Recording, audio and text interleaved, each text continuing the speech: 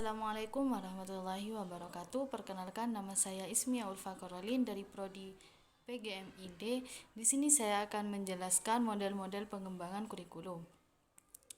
Model pengembangan kurikulum di sini terdapat 7. Yang pertama, model administrasi, di mana model ini mempunyai beberapa istilah yang digunakan untuk pengembangan kurikulum model administratif. Antara lain yaitu top-down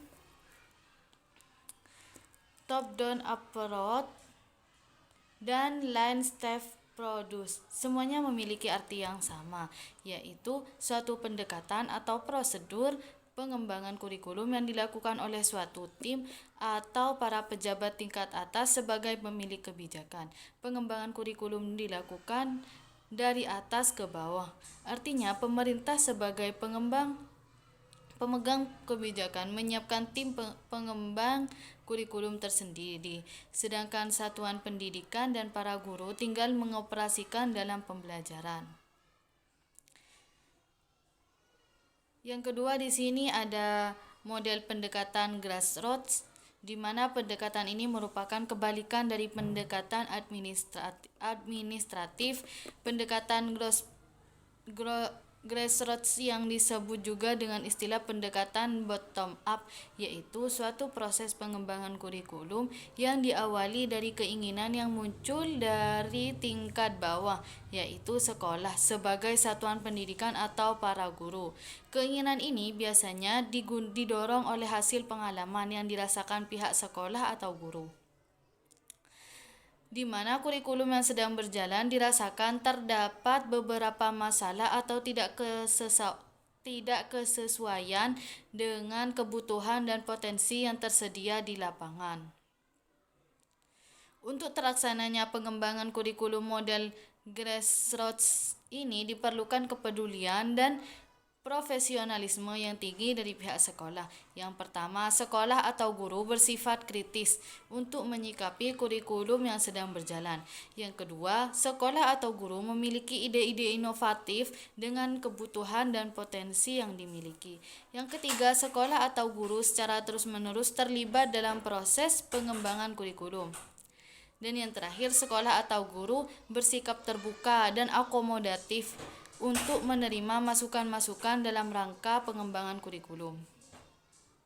Yang ketiga, di sini ada model demonstrasi.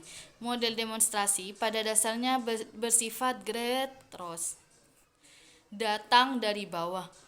Model ini diprakarsai oleh sekelompok guru bekerja sama dengan ahli yang bermaksud mengadakan perbaikan kurikulum.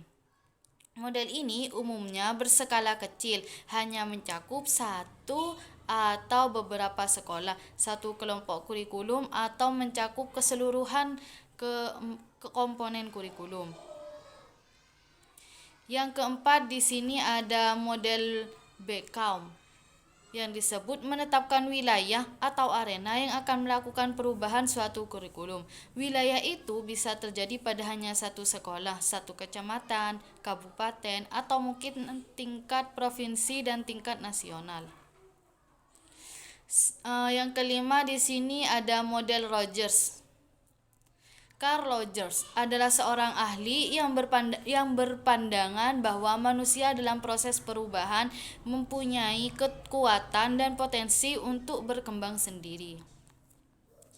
Tetapi karena ada hambatan-hambatan tertentu, ia membutuhkan orang lain untuk mempercepat untuk perubahan tersebut. Berdasarkan pandangan tentang manusia, maka Rogers menemukan model pengembangan kurikulum yang disebut dengan model relasi interpersonal Rogers. Ada 4 langkah pengembangan kurikulum model Rogers, diantaranya yaitu yang pertama, diadakan kelompok untuk dapat melakukan hubungan internasional di tempat yang tidak sibuk untuk memilih target sistem pendidikan. Yang kedua, di sini adalah pengalaman kelompok yang intensif bagi guru atau dalam waktu tertentu pada peserta saling bertukar pengalaman di bawah pimpinan staf pengajar. Yang ketiga, kemudian diadakan pertemuan dengan masyarakat yang lebih luas lagi dalam suatu sekolah, sehingga hubungan interpersonal akan lebih sempurna, yaitu antara guru dengan murid, guru dengan peserta didik, dan lainnya. Dan yang terakhir, selanjutnya diadakan pertemuan dengan masyarakat yang lebih luas lagi, seperti dalam situasi ini diharapkan masing-masing person akan saling menghayati dan lebih akrab, sehingga memudahkan memecahkan problem sekolah yang tidak terselesaikan. Yang keenam di sini ada model pemecahan masalah. Model ini dikenal juga dengan nama Action Research Model, dengan asumsi bahwa perkembangan kurikulum merupakan perubahan sosial. Dari sisi proses, kurikulum model ini sudah melibatkan seluruh komponen pendidikan yang meliputi siswa, orang tua, guru, serta sistem sekolah. Kurikulum dikembangkan dalam rangka memenuhi kebutuhan para pemangku kepentingan yang meliputi orang tua, siswa, masyarakat, dan lain-lain. Dan yang terakhir di sini ada Tabas Inverted Model. Model pengembangan kurikulum ini dikembangkan oleh Hilda Taba atas dasar data induktif yang disebut model terbalik. Karena biasanya pengembangan kurikulum didahului oleh konsep-konsep yang secara deduktif. Taba berpendapat model deduktif ini kurang cocok sebab tidak merangsang timbulnya inovasi-inovasi. Menurutnya, pengembangan kurikulum yang lebih mendorong inovasi dan kreatif guru adalah yang bersifat induktif, yang merupakan investasi atau aturan terbalik dari model tradisional.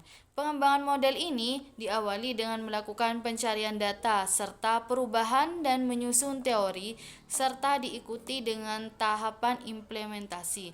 Hal ini dilakukan guna mempertemukan teori dan praktik. Adapun langkah-langkahnya adalah sebagai berikut. Yang pertama, mendiagnosis kebutuhan, merumuskan tujuan, menentukan materi, penilaian, memperhatikan antara luas dan dalamnya bahan, kemudian disusun suatu unit kurikulum. Yang kedua, mengadakan tryout. Yang ketiga, mengadakan revisi atau tryout. Yang terakhir, menyusun kerangka kerja teori.